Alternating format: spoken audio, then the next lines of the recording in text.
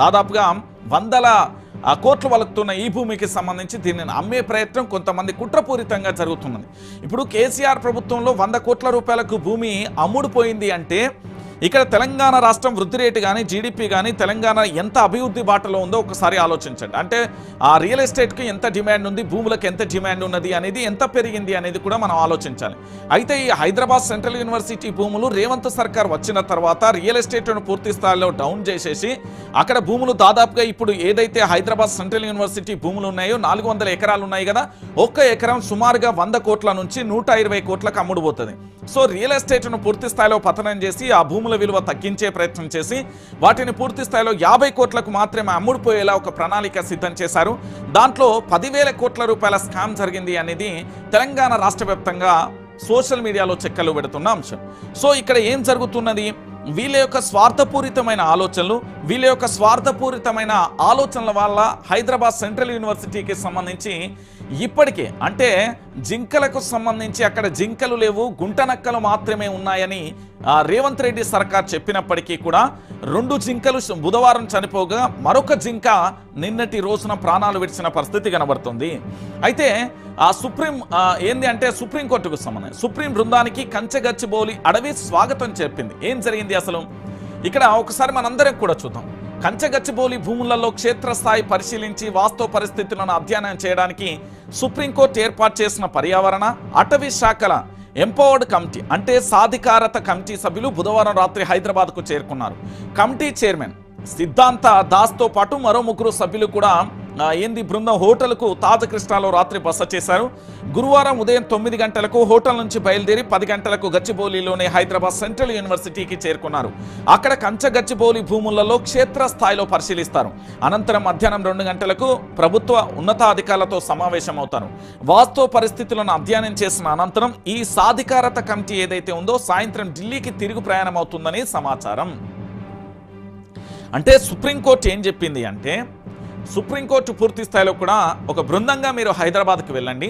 హైదరాబాద్లో ఉన్న HCU Hyderabad central యూనివర్సిటీకి సంబంధించి 400 ఎకరాల భూములు ఏవైతే ఉన్నాయో అవి అడవి భూముల లేదా ప్రభుత్వ భూముల, ప్రైవేటు భూముల, యూనివర్సిటీ భూముల, అక్కడ నిజంగా అడవి ఉందా లేదా, జింకలు ఇప్పటికే 3 మరణించాయి ఇక్కడ, అవి వాస్తవాలా అవాస్తవాలా, ఉద్యమం ఏదైతే జరిగింది కదా విద్యార్థుల వీపుల మీద లాఠీలు విరిగినాయి, ప్రొఫెసర్ల మీద కూడా విరిగిన పరిస్థితి కనబడుతుంది కదా. సో అవి నిజాలు ఏంటి అవాస్తవాలు ఏంటో కూడా మీరు రిపోర్ట్ అంతా తీసుకొని రమ్మని వీళ్లకు ఆదేశాలు జారీ చేసింది.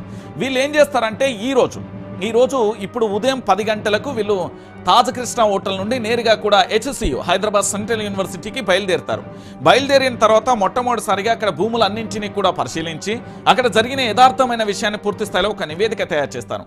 అక్కడ ఉండే ఆ ట్రస్ట్తో మాట్లాడతారు, దాంతోపాటు ఏజెన్సీలతో మాట్లాడతారు, అక్కడ ఉండే ప్రొఫెసర్లతో మాట్లాడతారు, అక్కడ ఉండే ఉపాధ్యాయులతో మాట్లాడతారు, దాంతోపాటు అక్కడ ఉండే విద్యార్థి నాయకులతో మాట్లాడతారు. విద్యార్థులతో కూడా మాట్లాడిన తర్వాత నేరుగా వీళ్ళు ఇక్కడ ప్రభుత్వానికి సంబంధించి అంటే మధ్యాహ్నం 2 గంటలకు ప్రభుత్వం ఉన్నతాధికారులతో సమావేశం అవుతారు. ఇక్కడ రాజకీయ పార్టీలకు కానీ ఎవరికీ సంబంధం లేదు.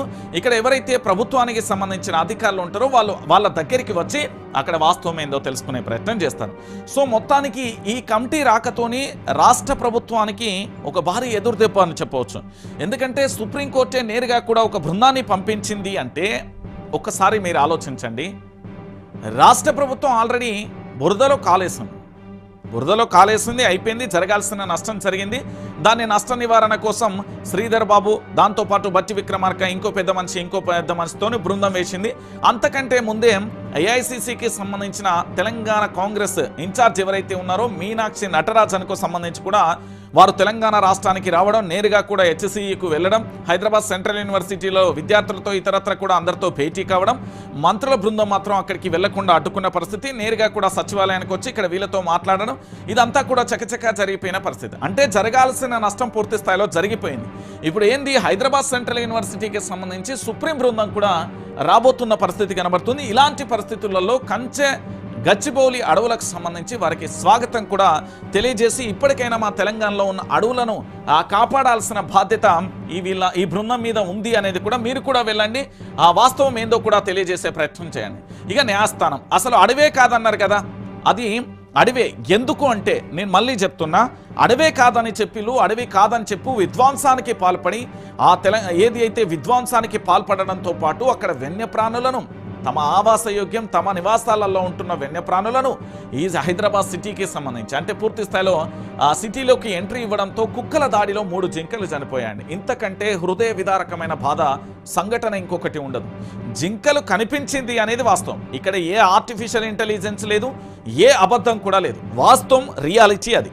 అయితే ఇక్కడ ఒకసారి చూడండి, గోదావరమన్ అంటే తిరుమల పాండ్ అంటే వర్సెస్ కేంద్ర ప్రభుత్వానికి సంబంధించిన కేసులో సుప్రీంకోర్టు ఒకసారి తీర్పు ఇచ్చింది. అది ప్రైవేటు భూమి కానీ సర్కారు జాగా కానీ కనీసం 10 హెక్టార్లకు మించి విస్తరణలో చెట్లు విస్తరిస్తే అది అడవేనని దేశ అత్యున్నత న్యాయస్థానం సుప్రీంకోర్టు తీర్పు ఇచ్చింది. 10 హెక్టార్లలో అడవి విస్తీర్ణం గనక విస్తరించి ఉంటే అది ఖచ్చితంగా కూడా అటవీ భూమి అంటూ సుప్రీంకోర్టు గతంలో తీర్పునిచ్చింది. దాంతోపాటు క్యోటో ఒప్పందం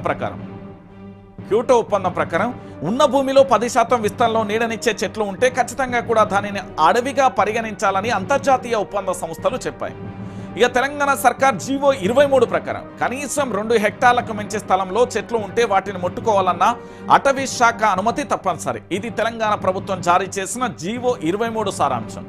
ఇక వన్యప్రాణి ఒప్పందం ప్రకారం అంటే 1972 ప్రకారం ఇక మన జాతీయ పక్షి నెమలినే కాదు దాని గుడ్డును చిదిమినా కూడా కనీసం 3 ఏళ్ల పాటు కటకటాలు లెక్కించాల్సి వస్తుందని వన్యప్రాణి చట్టాలు చెప్తున్నాయి.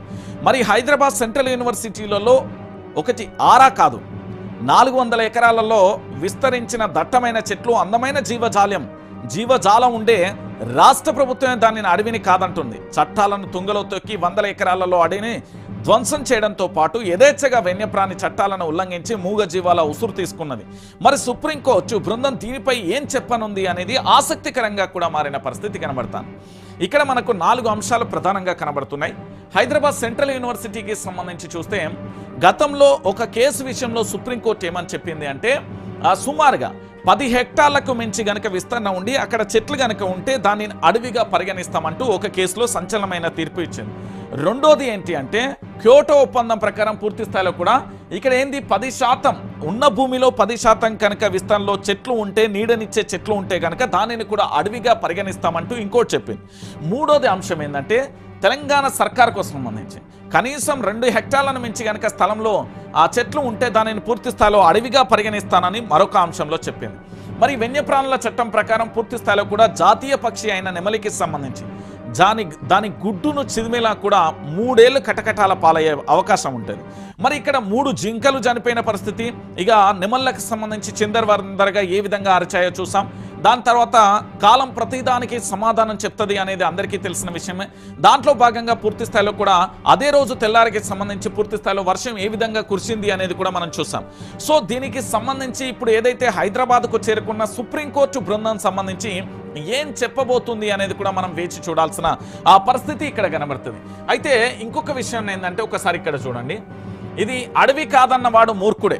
ఖచ్చితంగా కూడా హైదరాబాద్ సెంట్రల్ యూనివర్సిటీ 400 ఎకరాలలో కంచగచ్చిబౌలిలో ఉన్న చెట్లు కానీ ఇతరత్ర కానీ అది అడవి కాదన్నవాడు మూర్ఖుడే అనేది ఎట్లా సంకేతంగా చేయొచ్చు, మనం ఏ విధంగా ఆరోపించవచ్చు, మనం ఏ విధంగా విమర్శలు చేయొచ్చు, మనం ఏ విధంగా ఆ వ్యక్తి మీద మనం అనడానికి కారణం ఏంటి అంటే గతంలో ఇచ్చిన ఈ 4 స్టేట్మెంట్ల అంటే ఒక కేసు విషయంలో పూర్తి స్థాయిలో 10 హెక్టార్లకు మించి కానీ ఉన్న భూమిలో 10% విస్తరణ కానీ సర్కారుకు సంబంధించి జీవో 23 ప్రకారం కానీ వన్యప్రాణుల ఒప్పందం 1972 ప్రకారం ఈ 4ంటిని గనక మనం పరిగణలోకి తీసుకుంటే ఖచ్చితంగా కూడా అది అడవి కాదన్నవాడు మూర్ఖుడే అవుతాడనేది వాస్తవమైన విషయం. ఇక్కడ హెచ్సియుకు సంబంధించి కండ్ల ముందు 400 ఎకరాలలో అటవీ ప్రాంతం ఉంది. అడవే కాదంటూ చట్టాలను చదవకుండా అడ్డగోలు వాదనలు చేసిళ్ళు చాలా మంది. బహిరంగ ప్రదేశాలలో చెట్లు పెరిగినా కూడా అడవే అంటున్నాయి చట్టాలు. తేల్చి చెప్తున్న సుప్రీంకోర్టు తీర్పులో అంతర్జాతీయ ఒప్పందాలు. చెట్లను నరికేందుకు అటవీ శాఖ అనుమతి తీసుకోవాలి. అందుకు దరఖాస్తు తప్పనిసరిగా జీవో 23ను పాటించాల్సి ఉంటుంది. 2 హెక్టార్ల విస్తీర్ణం దాటితే ఖచ్చితంగా కూడా అడవిని ముందస్తు మదింపు చేయాల్సిందే. అడవి నుంచే నెమలి గుడ్డు తీసుకువెళ్లినా కూడా నేరమేనంటూ వన్యప్రాణుల రక్షణ చట్టం కూడా చెప్తుంది. యూనివర్సిటీలలో వందల నెవళ్ల ఆవాసాలు కూడా ధ్వంసమైనాయి.